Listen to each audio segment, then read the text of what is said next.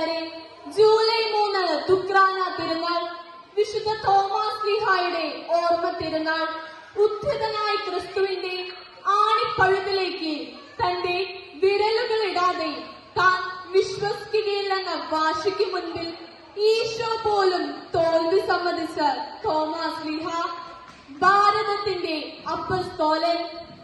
അനുഭവിച്ച് ബോധ്യപ്പെട്ട യേശുവിനെ ഭാരത മണ്ണിൽ പ്രഘോഷിച്ചപ്പോൾ അത് 100 മേനിയും 60 മേനിയും ഫലം പുറപ്പെടുവിച്ചു.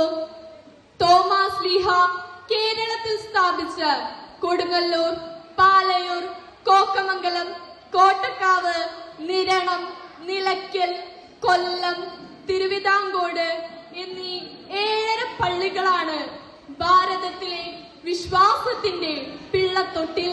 പൂർവ്വ പിതാക്കന്മാരിൽ നിന്നും നമ്മിലേക്ക് പകർന്നു കിട്ടിയ വിശ്വാസത്തിന്റെ തിരുനാളം ദിവ്യബലി അർപ്പണത്തിലൂടെയും കുടുംബ പ്രാർത്ഥനയിലൂടെയും ഭക്താഭ്യാസങ്ങളിലൂടെയും കൂടുതൽ ഉജ്ജ്വലിപ്പിച്ച് വരും തലമുറയ്ക്ക് പകർന്നു നൽകുന്നതിനുള്ള ഉത്തരവാദിത്വം നമുക്ക് ഓരോരുത്തർക്കും അതിന്റെ പൂർണ്ണതയിൽ നിർവഹിക്കാനുള്ള അനുഗ്രഹത്തിനായി നമ്മുടെ വിശ്വാസത്തിന്റെ പിതാവായ തോമാസ് ശ്ലീഹായുടെ മാധ്യസ്ഥം നമുക്ക് യാചിക്കാം. വിശുദ്ധ തോമാസ് ശ്ലീഹായെ ഞങ്ങളുടെ ജീവിത മാതൃകയിലൂടെ യേശുവിനെ പ്രഘോഷിക്കുന്നതിനുള്ള അനുഗ്രഹം ഞങ്ങൾക്ക് നൽകണമേ.